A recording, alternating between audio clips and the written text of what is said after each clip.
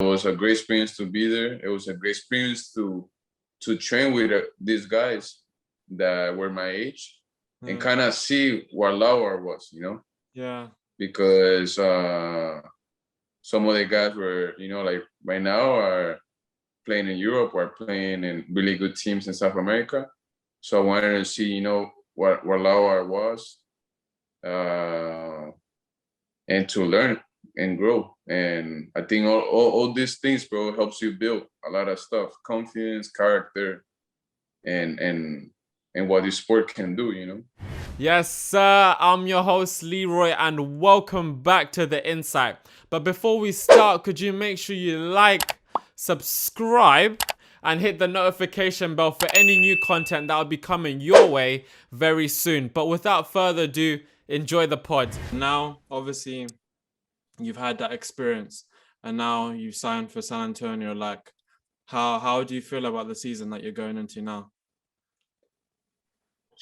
Yeah, but I mean, I feel like these 2 years have I have learned a lot about the game, about myself. So I feel a lot more mature. I feel a lot mature, more understanding about soccer and life. And, like from day one, since I started here, like applying all the experience I have acquired these past 2 years. And I think just like we mentioned before, that's kind of like what happened in college soccer. First year was difficult, then you start learning, building. And so I think, this year is going to be very good for me. I'm excited. I'm happy. I want to enjoy it. And I wanna win, bro. I want to win. I want to compete. And, I'm going to do everything that's in my hands to have the best season that I can and to help the team out. No, for sure. How has the first few training sessions been? Bro, it's been good. It's been good. I don't think you had Alan when you were here. Yeah, he was. But did you had him? Yeah, he was our assistant coach when I was there. Yeah. Oh, okay. Yeah, I mean, like he wants a certain way to play. Yeah. And it's not an easy way to play. But we have to work very hard for it. But like we have to. He's the coach, and that's what he wants. So we as players, we need to do. We need to do it. If not, you don't play, and everybody wants to play. So just doing what the coach wants us to do, and plus adding what I have in the table. Like just doing how he wants to defend, he wants to attack, and then just doing myself, do what I have in the table, what I can bring to the table, sorry, and enjoy it, bro, and compete and win. No, for sure. Also, how was your experience with the Colombia under-23 team? I forgot to ask you. Yeah. Oh yeah, but that was 2019 summer. Yeah. So I was coming out after there was a period of time where I started adding minutes every weekend. And bro, like it's very important to play because when you're playing, you're feeling good, you're feeling confident, you goals start to come up, assists start come up, So if you're playing, you're good, bro. It's hard when you're in the bench. But that helped me to, show that I have something. And then during that time, the Colombia U23 was building for the pre-Olympics. And the coach wanted to take a look at me, and I had the opportunity to go there, to be in my country. And it was great. It was great to be in my country, to have the experience where like all the big guys stay at, because they have there's like in the capital, Bogota, they have a facility where it's the national team soccer for Colombia. And they have a couple of fields, they have like a residence area, and that's where, let's say, all the big guys, when they go and prepare for the World Cup or whatever, that's where they go. So it was a great experience to be there. It was a great experience to train with these guys that were my age and kind of see what Lauer was, Yeah. because some of the guys were, like right now are playing in Europe or playing in really good teams in South America. So I wanted to see, what Lauer was, and to learn and grow. And I think all these things, bro, helps you build a lot of stuff, confidence, character, and what the sport can do. No, for sure. How would you say the level was there compared to, let's say, MLS, when you're playing in Mexico and now national team? Like, how do they all compare? So I think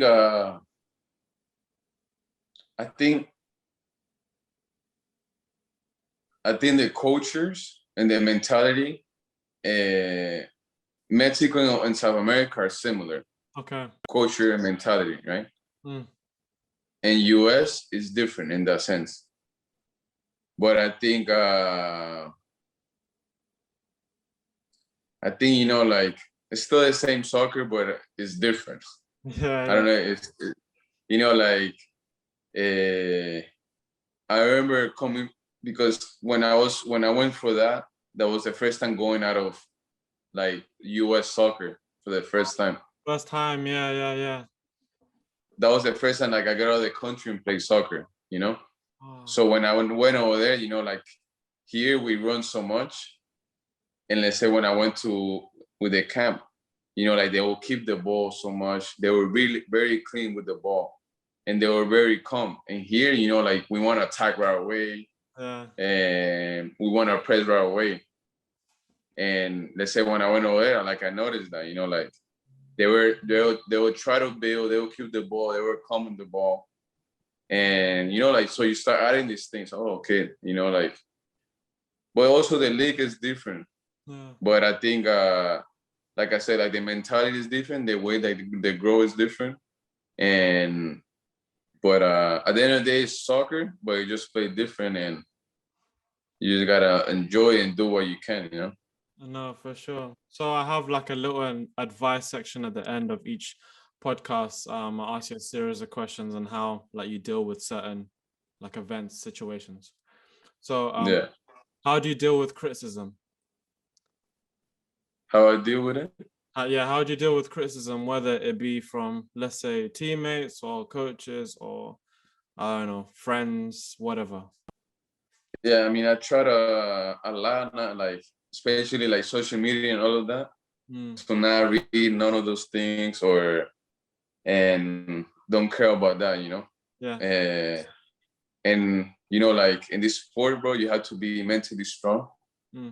If not, then it will eat you alive. So I try to be mentally strong, focus on the things I can control, control the controllables. Yeah. And, like take the word. I got this advice from my uncle a couple months ago, and it's amazing. Like, take the word frustration out of your head. Everything is growth and learning experience. Like a lot of people always like, yo, like I'm frustrated. Nah, bro. Just grow and learn. Yeah. And yeah, bro. I think if I answer that, I think that is. Yeah. How do you deal with not playing when you feel that you should be playing?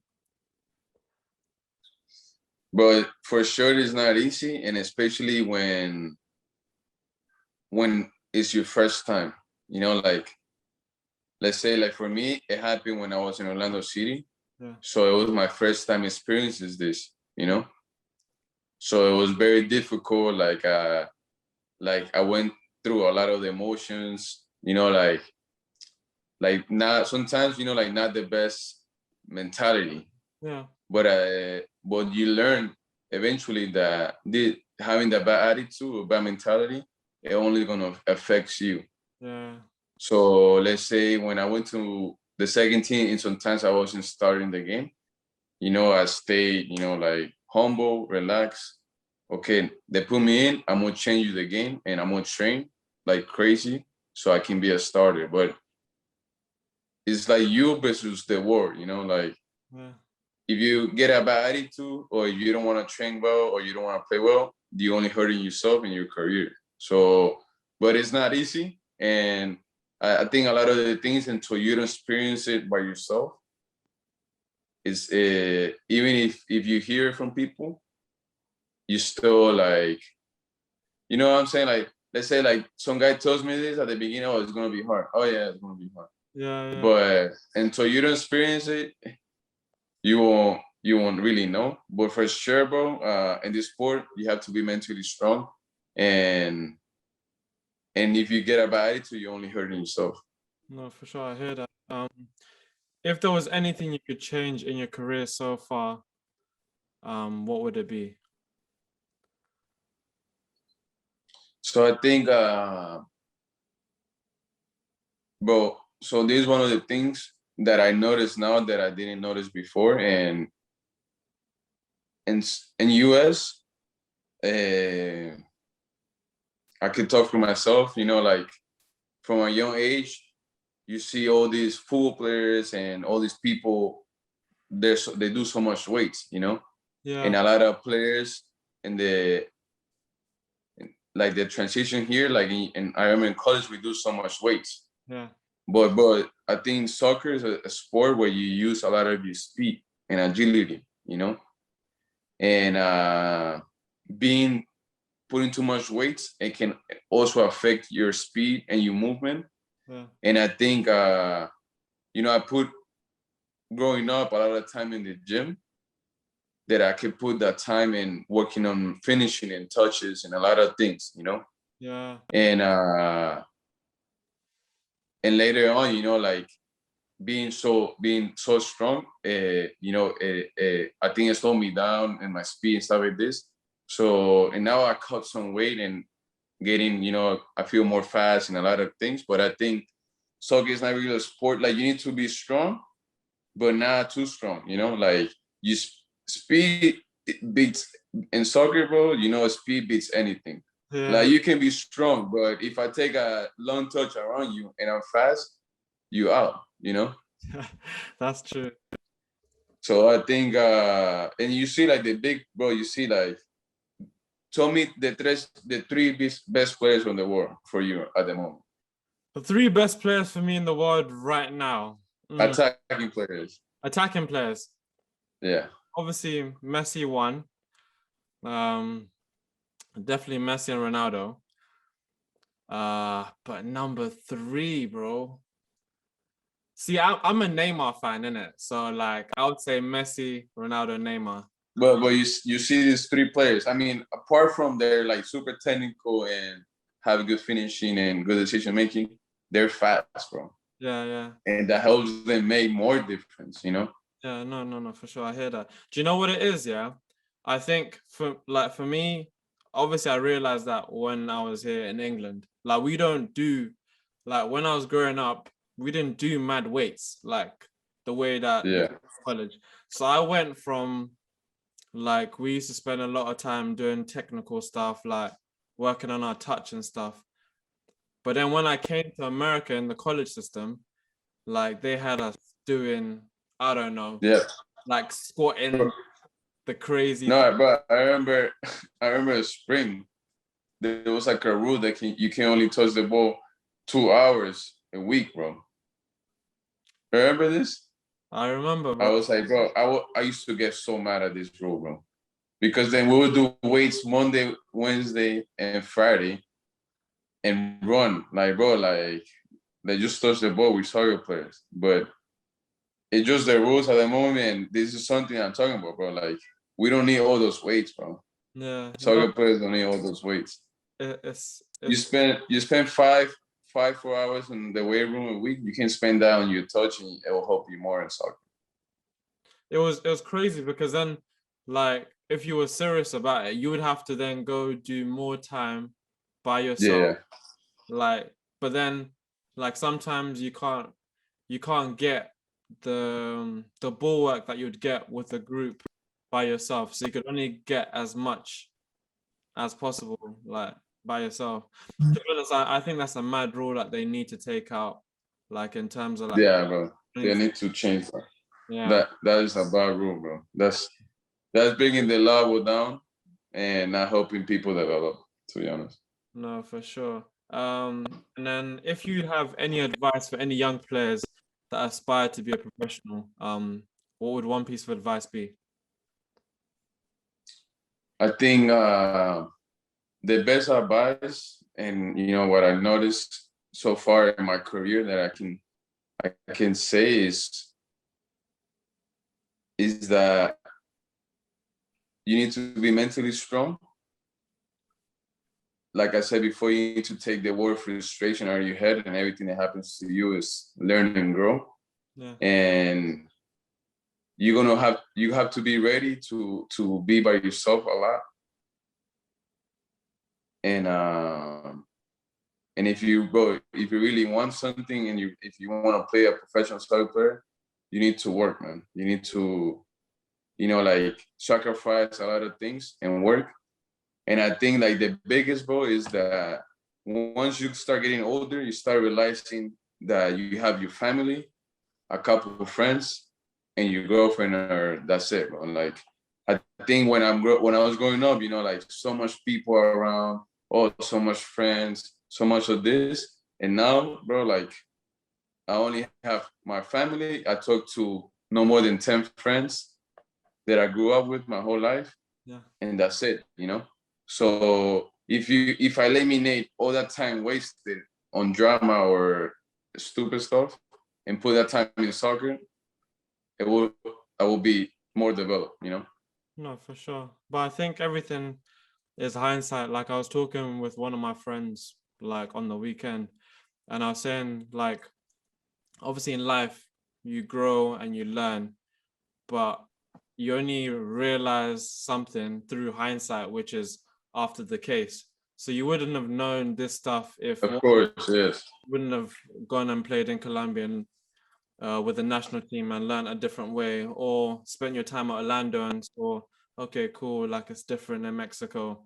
So like all the experiences are gonna help you moving forward. So I think Exactly. I think that's part of life, man. You continue to grow in it. Exactly. Exactly.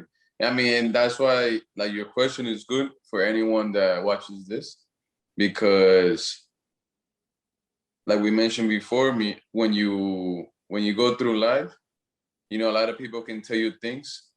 Oh, like, don't do this, don't do that. But until you don't experience it, you don't really realize it. But if you can learn, like I do this all the time. Like I watch a lot of soccer games live. Yeah. And I try to learn from people's mistakes. And I know, like, maybe it can happen to me in the game, but I'm already ahead because I already saw this, Okay. So like what I'm trying to say, like, from listening to us, if they can learn something and maybe apply it to their life now, and they don't have to wait until it happens to them, there will be steps more forward. No, for sure. I hear that. I think that's always good. I think that's probably one of the reasons why I started this, man. Because like you can give information that I didn't know about. Let's say picking colleges or knowing what league to go into. Like I didn't know that going into college. Or even the professional game, like people, as you said, like you're learning as you go. But for whoever listens to this will know that, okay, cool, like ABC happens. Like I need to know that this is a possibility before going in. Yeah, bro, for sure. No. And yeah, bro. I think the biggest is to enjoy it, bro. Enjoy it, because time flies, bro. Flies, bro. It's crazy. I think I saw my memories like the time we were in Seattle and I was thinking, bro, time flies by quickly. Bro, crazy. Yeah. But man, thank you so much for giving Yeah, my bro. No problem, my bro. We'll be in touch, and always happy to talk to you and try to help you the best way possible for anything. No, for sure, man. That's always love, man. Appreciate it. The manager believed in me. Every time in my rehab, he was telling me, "Are you ready? Are you close?" So I thought, yeah, you know what? When it's game time, it's game time for me. Yeah. So yeah, coming on, I just got the chills, and just the fans screaming my name, cheering me, one of their own. It's lit, man, and I love the Norwich fans. Like forever, Norwich as a place will be. I'm a fan of Norwich City for life now because of how they've treated me. I went there as a boy and I left as a man, and I owe them that.